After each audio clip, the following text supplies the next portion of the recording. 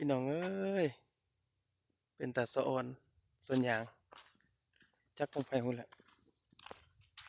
งามแท้งามว่าส่วนยางนี่บ่ฮู้ว่าส่วนยางไผอยู่ไกลๆบ้านห้วยโล่งอยู่อันโรงงานยางพารางามแท้งามว่า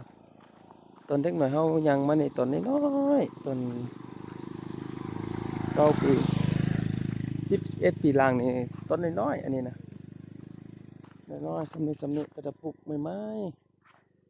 ๆพอแต่เฮาไปอยู่เวียง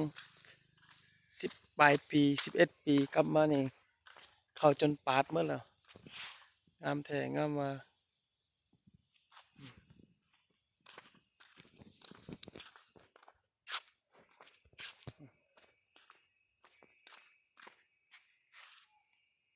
ของงาน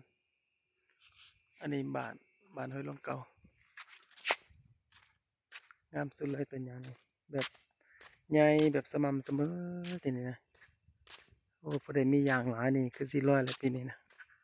ยางโลหนึ่งเศร้าไปปัน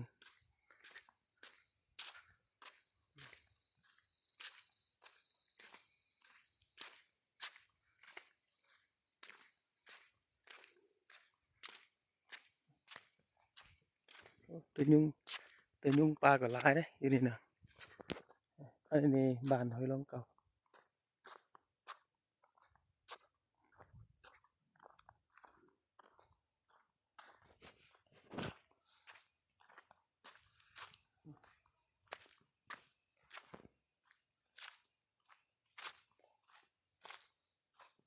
โอ้งามแท้งาม